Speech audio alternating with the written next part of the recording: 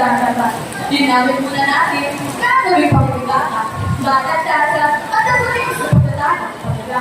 Sa ganggang ng pagkakataon, ako ang hihina, ang awat, pupuna, kakasot, inyong lalaki.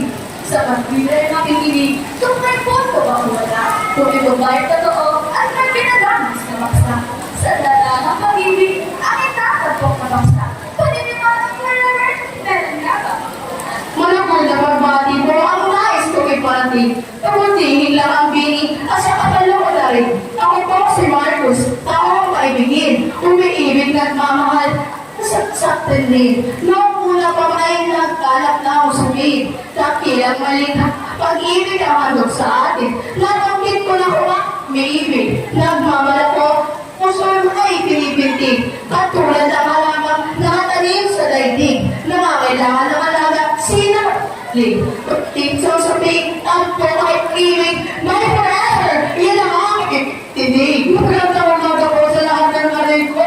Sa lahat binihan sa aking natalo. E.J. Angelo, ngalan na likod nyo. Tulad mo yung umiibig man din na ako. Hindi sa nagiging binalagay. Ngunit natitin, iwanan din kayo. Ako'y nagmamahal, ako rin minamahal. Ito ay hindi dapat at hindi bawal.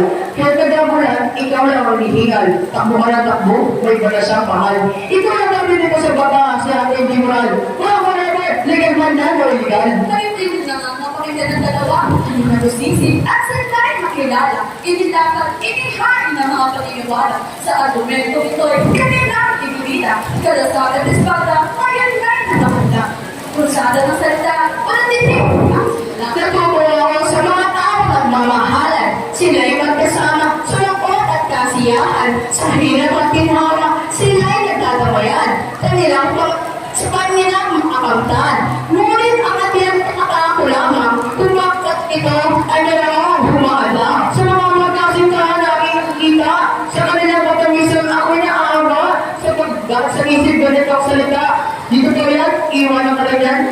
Binigay na nga lahat ng nakukunan. Natindi ako sa uling, mga rapat ako'y lupa. Nung nagsalang sa toto, dahil nga pala naman puno sa negatibo. Tuloy sa kahit ko, ng mga nababasa mo na tuloy ito bago sa perspektibo.